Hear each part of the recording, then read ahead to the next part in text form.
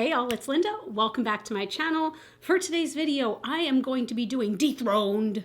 I keep feeling the need to say that like it is Teen Girl Squad where he's like, pwned. Pwned! Or however you say that. Basically, I've had a lot of caffeine, okay? This video idea I did see from Samantha March, and what I'm going to be doing is going through each makeup category and letting you know what was like my holy grail item, my ride or die, and what it has been replaced by. Now, some of these things I do still have the old version, some of them I do not.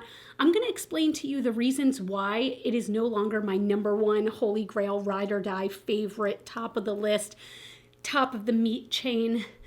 Is there a meat chain? I'll let you know why it has been dethroned, but let's go ahead and start with complexion. Starting with foundation. Again, we're going to start this one a little weird, a little wild, a little crazy. The Natasha Denona Face Glow Foundation. This was my all-time favorite freaking foundation. And you know what? It kind of still is. So why am I saying it has been dethroned? Well, because this has been discontinued. There are still some available on the Natasha Denona website, but at the end of the day, it's been discontinued. So I have moved on. I have sought greener pastures. Now, what I personally look for in a foundation is I want light to medium buildable coverage that is dewy. I do not like a matte finish personally. I do not like full coverage. I don't like feeling foundation on my face, period. So instead of these, what has now become my favorite, and it's interesting because these are both in a similar receptacle, if you will, is the Natasha, no, not Natasha, but Charlotte, the Charlotte Tilbury Beautiful Skin Foundation. I have really liked this. It's the foundation that I'm wearing today. Again, it is buildable, which is what I really appreciate in a foundation. I really want it to be able to go from light to medium. Today, I did a very light coverage, very light, like a tiny droplet on my brush, one for each cheek, and then I blend it out. I just really like the way that this wears throughout the day too. I feel like there are some foundations where you put it on and throughout the day it might get like patchy, or you might feel the need to touch it up, like maybe it wears away in one spot and not others. I feel like this wears away almost like a tinted moisturizer in that it goes away little by little. It is kind of even the way that it wears away. So I don't know. I just really like this one. I'm actually getting really low on this. This is definitely going to be a repurchase for me unless Charlotte decides to discontinue it, which makeup companies seem to personally target me for what I like. And they're like, you know what? That product, that one that Linda likes, nix it. But I really love this. I mean, if this came back in some sort of reformulated fashion, I would absolutely buy it because I really love it.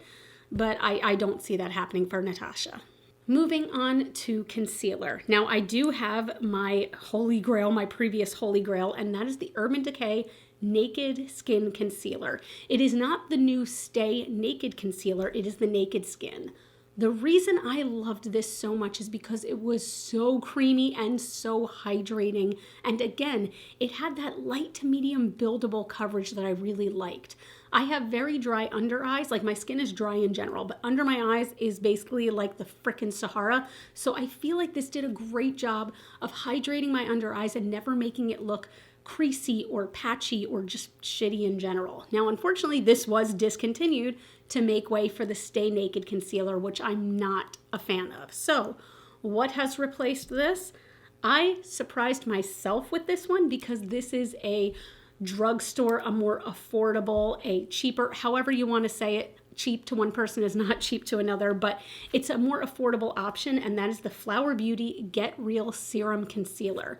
I really like this packaging, first of all, because it is a squeeze tube, but you do still get the applicator with the doe foot, so it's great for precise application, but I always like a squeeze tube because I feel like you can get every bit of product out of these, where with this, you can scrape as much as you want, but unless you pull out the topper, you're not going to get it all. This, you're going to get every little bit. I feel like this does what this used to do. It's very creamy. It is very lightweight but buildable, and it really does a good job at hydrating for me. Like, I really was impressed by this. I do have this in two colors. The one I'm wearing today is fair. I also have it in a lighter shade that is way too light for me, so I basically just use it to highlight. But I really like this, and again, I love that it's a more affordable option. I think that's really fantastic. So If you've been looking for a concealer and you're somebody who likes a creamy concealer, so again, this isn't the kind that's in a pot. This is very creamy, not liquidy, but somewhere in between. I really recommend this. Damn, that caffeine's kicking in. All right, this next one, this is a little weird because the dethroned part of it is a bit dramatic because not only have I not stopped using the old product, but just let's get into it. As far as powder, my favorite was the Charlotte Tilbury Airbrush Flawless Finish Powder. And as you can see, if I can get my nails to work, I've used the hell out of this. This is panned like nobody's business. I still really, really like this powder, especially if I am looking for a longer set. Like for example, if I know I'm gonna be putting my makeup on in the morning and not really have too much time to touch it up throughout the day, I will use this because I feel like this powder is a little more hardcore and it does last under the eyes. It does last around the nose, whereas other powders might wear away. But not gonna lie, since 2020, since the pandemic, it's very rare that I need my makeup to last for 8, 9, 10 hours. I actually prefer makeup that fades away gently rather than in patches or rather than me really having to take off like a mask of makeup. So while I still use this and love it, it kind of has been dethroned because my everyday powder has been the Kosas Cloud Set, which I have also hit significant pan on. I feel like this is one of the only Kosas products that I still use like very regularly. I say that, but there's another Kosas product in here. But I just really, really enjoy it. I do feel like it's a lighter powder. So again, if you're looking for something to last for 10 hours, this might not be your jam. But if you're just looking to take down the shine, if you're looking to set your under eyes, like personally, I set under my eyes, around my nose, and around my mouth, and I dig my fingernail into the powder. And I also set right here, especially for times when my bangs are too long and they're doing the parting of the Red Sea. But this really takes down the shine and locks everything in place without making it creasy, which is fan-freaking-tastic.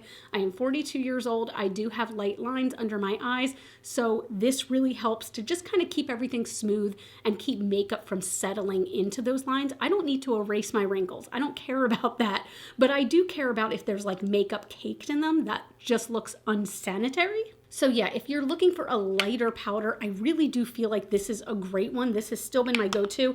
It is so broken. The case is so broken that it's hanging on by a thread, but I will actually repurchase both of these for different reasons, but as an everyday powder, it's all about Kosas for me. Are we done with complexion? Okay, well, you know what? There's one more item. So I don't have the first item, the one that was my holy grail. And I'm not gonna lie, I miss my holy grail. As for setting spray, my number one holy grail, and I'm sure that some of you are gonna remember me talking about this, was the MAC Fix Plus. I feel like it did such a good job of hydrating my skin, of giving me a glow. It smelled so good. It was really good for refreshing my makeup during the day. I just really, really loved it. But unfortunately, MAC is not cruelty-free. So when I went cruelty-free in 2018, I stopped using it. And guys, it's been 5 years and I'm not gonna lie, I still miss it. Over the years, so many people have recommended so many different setting sprays where they're like, oh, don't worry, this is a dupe for MAC Fix Plus. This is a dupe for MAC Fix. None of them are. None of them are for me. None of them have that scent. None of them have that same feel, that spray. I do miss it. I have to say, like, I'm not telling you to go out and buy it. I'm just saying personally, I do miss it. Now, if I'm looking for a setting spray nowadays, there are actually two I go for. I wonder if one of them is even still available. Okay, they're both still available. So if I want a setting spray that is going to set my makeup and make it last all freaking day, it's the Urban Decay All Nighter. This is like one of the special editions, the summer solstice, but I love this for really setting and locking my makeup into place. I feel like this is cult status for a reason with most people. It has a light spray, it doesn't have too much of a scent to it, and it locks the makeup in. Now, if I am looking for something to just maybe give me like a little bit of a dew, set it lightly. This is not something, again, that's going to keep it in place all day. This could be a refresher. This is just something that feels good on your face and something a lot of you recommended as a dupe for Fix Plus. It is not a dupe for Fix Plus, but I still like it. This is the NYX Bear With Me Prime Set Refresh Spray. Here's one thing that's really cool about it. Okay, so it's got a normal pump top, right? But the spray lasts for so long and is such a fine mist. Like, look. Do you see that? It does feel really, really good. It really does. And like it refreshes, it just feels fantastic on the skin. And it does help to lightly set your makeup. Again, I wouldn't say that this is for all day last or all day hold. That's the all-nighter. That's the end game, but I really do like this just as a refreshing spray. Let's talk eyebrows. My eyebrows have gone on a journey. I would still never say that I'm amazing at doing my eyebrows, but I have started getting them professionally laminated whenever I can, and I really enjoy the way it looks. I do kind of like the laminated look, the fluffed up brow look, and since I am a teenager of the 90s and I plucked out every goddamn hair on my face then, I really need something to make it look like I have hair. What I used to use, and I still have it, I was shocked I still have it, the Anastasia Beverly Hills Dip Brow. Do you all remember the dip brow days? This is when everybody's brows just looked kind of like blocks on their face. And there are some people who can give themselves a fluffy brow look with this stuff. I am not one of them, okay? Mine looked like I drew it in with a Sharpie. Now, I do still have this because there are certain times when I want a very structured brow, and in those times, I still do like this, but as everyday look, I'm not using this. There are two items that I feel like have dethroned this, okay? The first item is when I just want to be out the door, okay? When I just want to run something through my brows and go, and that is the Kosas Air Brow. So like I said, I do have another Kosas product. This is just a tinted brow gel with a little spoolie, and this takes me 10 seconds for total both brows. I just easily run this through. It gives it ever so slight of a hold. It's not much, but it gives it enough hold where it combs your brows into place and you can just go. This does not hold your brows into place, okay? It does give it a nice tint, but it won't hold your brows in place. If you want to hold your brows in place, I got you, and that is the NYX Brow Glue. People have a love-hate with this. I have a love-love with this, okay? It really shellacks your brows into place. Like, they don't feel good. They don't feel good. It feels like you put a ton of hairspray or glue into your eyebrows, but it holds them down and it is easy to remove. That's what I have found. But I will just brush my brows into place with this. And what I like to do is then I will take a makeup brush and just kind of roll it to press it into place. Stays all day until you take it off. And for me, that's what I like, because my brows, the hairs grow in all different directions and I want it to grow in one direction. So this helps it to look like they are actually growing in one direction. Plus, super affordable. You can find it at Ulta, you can find it at Target. I just freaking love this stuff and I will sing the praises from the mountaintops. For an eyeshadow base or primer, my favorite used to be, and I do still have another one in my backup somewhere, it was the UDPP. It was the Urban Decay Primer Potion. Does anybody else remember when everyone called it UDPP? Why did we have to shorten Urban Decay Primer Potion? It takes like 1 second to say. Are we that freaking lazy? Still though, that was the end-all be-all back in the day. And it works for me, and it still does work for me. I like it, but it has been hella dethroned by this. This is the Sigma Eyeshadow Base Primer. The color is Persuade. This is what I use every single time I do my makeup now, and I feel like I need to buy 16 backups of this. I will say this is the only color that I have tried, and it works for me. It is a very, very light, I hate to use the word pink, but it does have pink undertones to it. For me, it neutralizes the redness on my eyelids, it neutralizes any veins that you might see, and it does not crease. It is a little thicker than Urban Decay Primer Potion, which has almost like a little bit of a liquidy consistency. This is more of like a hardcore cream. I will just draw it on my lids, and then I will pat it out with my finger, my ring finger, least amount of pressure, and it just helps my eyeshadows to pop. It helps them to stay all day. I love this. I love, love, love this. So if you're looking for an eyeshadow primer, you know, even if you're not looking for an eyeshadow primer, let's say you have one that you like, at least try this, okay? At least try it, because this has been genuinely a game changer for me. Also, all of these items are going to be listed in the description box down below, and there are a few things that I do have coupon codes for, so you can save yourself a little bit of money. They are affiliate codes, so if you shopped through those codes, I do earn a little bit of money back, and I do thank you if you decide to do that. It really helps out my channel, but nonetheless, if you're an experimental type, try this. At least give it a shot. I have 2 more categories to talk about. First, let's talk about eyeshadow. Are you all ready for a flashback of what was my previous favorite that has been dethroned?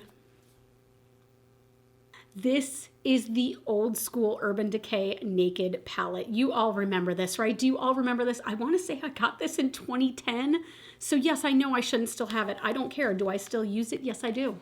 This was the OG palette that everyone went crazy for, and for a reason. It is so good. It is such a good neutral palette. This was used probably for every wedding in the mid-2010s. Like every single wedding, every single bride had this on their face. It's just so beautiful.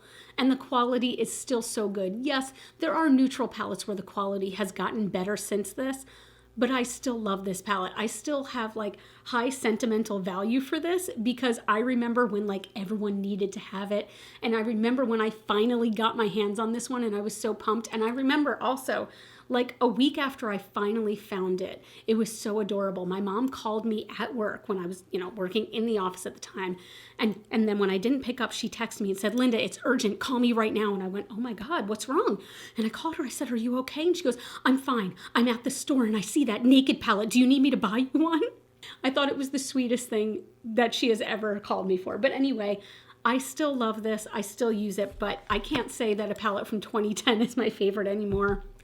You all know what my absolute favorite is, and it's the Melt Gemini palette. Now, this is my first one. I do have a backup of this palette. That's how much I like it. When they reformulated and re-released the palette, I did buy another one, but I am still using my old one. You can see it has seen some better days.